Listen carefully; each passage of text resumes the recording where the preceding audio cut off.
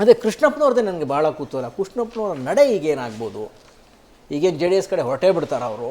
ಇಲ್ಲ ಅಂದರೆ ಕೃಷ್ಣಪ್ಪ ಅವರಿಗೆ ಮಣೆ ಹಾಕಿಬಿಟ್ರೆ ಇದು ತುಂಬ ಇದು ಏನಂತ ಹೇಳಿದ್ರಪ್ಪ ಅಂದರೆ ಚೌಕಾಶಿ ಮಾಡ್ತಕ್ಕಂಥವ್ರದ್ದು ಒಂದು ಅದು ಮುಂದುವರಿದ ಜಾತಿಗಳವ್ರದ್ದು ಅಂತಕ್ಕಂಥದ್ದು ಒಂದು ಚರ್ಚೆಗೆ ಬಂದಿದೆ.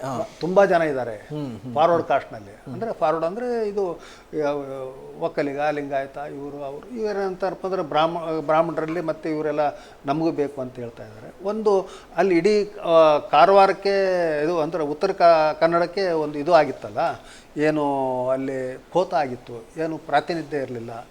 ಮತ್ತು ಅವರು ಮೊಗವೀರ ಇವು ಕಮ್ಯುನಿಟಿಗೆ ಸೇರಿದವರು. ಹೀಗಾಗಿ ಅದು ಒಂದು ಎಕ್ಸೆಪ್ಷನಲ್ ಆಯಿತು ಅಂತಕ್ಕಂಥದ್ದು ಒಂದಿದೆ.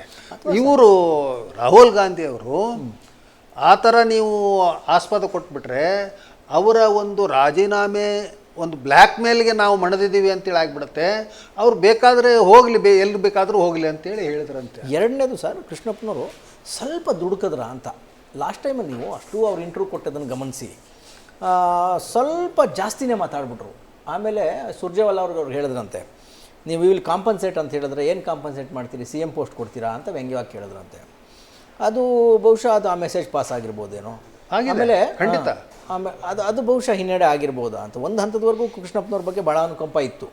ಖುದ್ದು ಮುಖ್ಯಮಂತ್ರಿಗಳು ಹೋದರು, ಸುರ್ಜೇವಾಲಾ ಅವ್ರನ್ನ ಕಳಿಸಿದ್ರು, ಎಲ್ಲ ಆದ ನಂತರನೂ ಅವ್ರಿಗೆ ಸಿಕ್ಕಿಲ್ಲ ಅಂತ ಹೇಳೋದಾದರೆ ಇವರೆಲ್ಲರೂ ಹೇಗೇನು ನಾಗೇಂದ್ರವನ್ನು ಪ್ರೊಟೆಕ್ಟ್ ಮಾಡಿದ್ದಾರೆ. ಖಾತೆ ತುಂಬ ಸಿಂಪಲ್ ಖಾತೆ ಕೊಟ್ಟಿದ್ದಾರೆ, ಯೋಜನೆ ಮತ್ತು ಸಾಂಖ್ಯಿಕ ಖಾತೆ ಅಂತ. ಸಾಂಕೇತಿಕವಾಗಿ ಸಾಂಖ್ಯಿಕ ಅಂದ್ರೆ ಸಾಂಕೇತಿಕ. ನಾಗೇಂದ್ರ ಅವ್ರಿಗೆ ಸಾಂಕೇತಿಕ ಮಂತ್ರಿ, ಸಾಂಕೇತಿಕವಾಗಿ ಸಾಂಖ್ಯಿಕ ಖಾತೆಯನ್ನು ಕೊಟ್ಟಿದ್ದಾರೆ.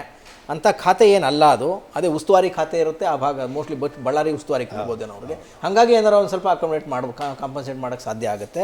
ಬಟ್ ಬಾಲಕೃಷ್ಣ ಅವ್ರನ್ನ ಕೊಟ್ಟು ತೆಗೆದು ಅವ್ರನ್ನ ಕೊಡ್ತಾರೆ ಅಂತ ಸುದ್ದಿ ಇತ್ತು. ಪಾಪ ಬಾಲಕೃಷ್ಣ ಅವರು ಓಪನ್ ಆಗಿ ಹೇಳಿದ್ರು, ಆಯ್ತು ನಾನು ರೆಡಿ ಇದ್ದೀನಿ, ಕೊಟ್ಬಿಡ್ತೀನಿ, ಇನ್ನೇನು ಮಾಡೋಕ್ಕಾಗುತ್ತೆ, ನಮ್ಮ ಮುಖ್ಯಮಂತ್ರಿಗಳು ನೆಮ್ಮದಿಯಾಗಿ ಆಡಳಿತ ಮಾಡೋದು ಒಳ್ಳೆಯದು ಅಂತ.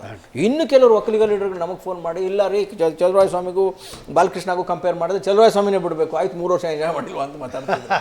ಇದೆಲ್ಲವನ್ನು ಪ್ರೊಟೆಕ್ಟ್ ಮಾಡಿದ್ದಾರೆ. ಯಾವ ಕಾರಣಕ್ಕೂ ಅವರು ತಮ್ಮ ನಂಬಿಕಸ್ಥರನ್ನ ಬಿಟ್ಟಿಲ್ಲ. ಖಾತೆ ಕೊಡೋದ್ರಲ್ಲೂ ಅವರು ಏನೋ ಸಕ್ಸಸ್ ಆಗಿದ್ದಾರೆ ಅಂತ ಅನಿಸ್ತಾ ಇದೆ.